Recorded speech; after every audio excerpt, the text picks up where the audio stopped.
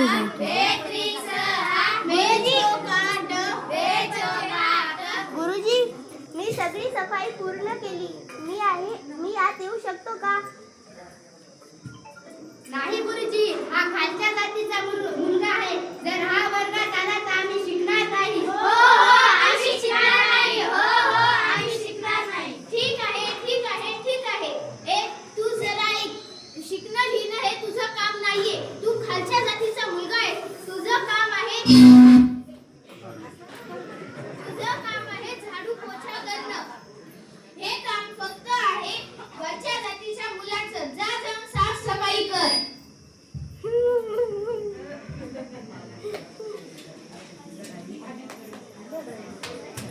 माझं जरा ऐका. मला खूप तहान लागलेली आहे. मला प्यायला पाणी द्या. देवाची कृपा होईल. हे महार जातीच्या मुला, तू इथं काय करतोस? ही तुझी जागा नाही. इथून जा. सगळा दिवस खराब करून टाकला. चला चला.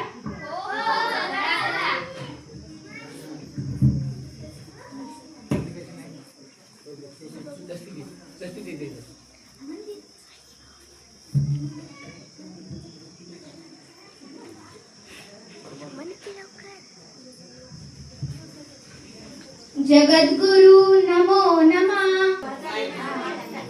तू इथे काय करतोयस? ही तुझी जागा नाहीये. तुझ्यामुळे हे मंदिर अपवित्र होऊन जाईल. पंडित महाराज, मला पण देवाचा आशीर्वाद घ्यायचा आहे. मला पण मंदिरात येऊ द्या. नाही म्हणजे नाही. तुझ्यामुळे हे पवित्र मंदिर अपवित्र होऊन जाईल. तू खालच्या जातीचा मुलगा आहेस. जा इथून. डॉक्टर बाबासाहेब आंबेडकरांनी असे कितीतरी अनेक कष्ट सहन केले आहेत, पण त्यांनी आपल्या शिक्षणाला कधी प्रभावित होऊ दिले नाही. ते तासनतास अभ्यास करत असायचे.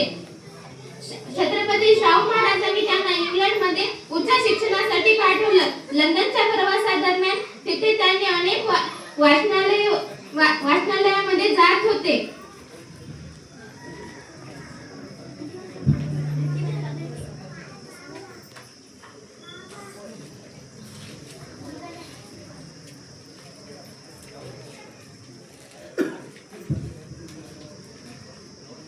Why are you eating for the full library?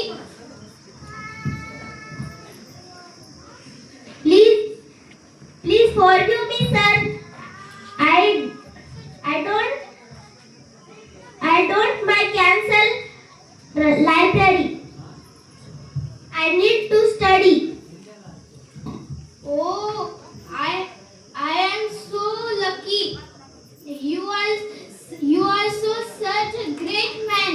I'm proud of you. Let's go. I will share my lunch with you every day.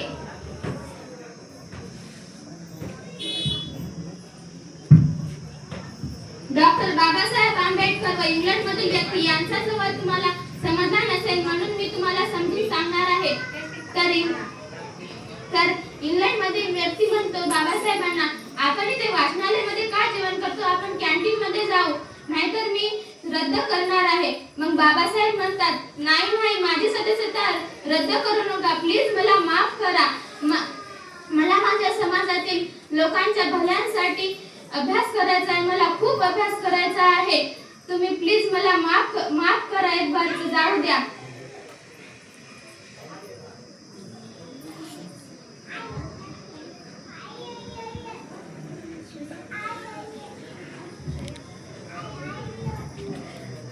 आपण सुरुवातीपासून ते शेवटपर्यंत भारतीय आहोत.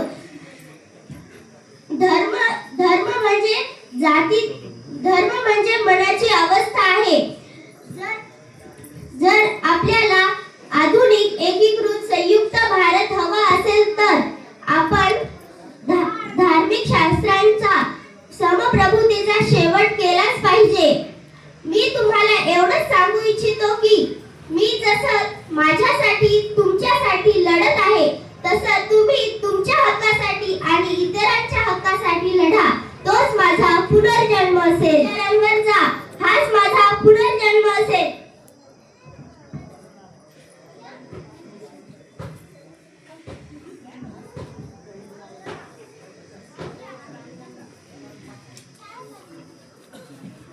डॉक्टर बाबासाहेब आंबेडकरां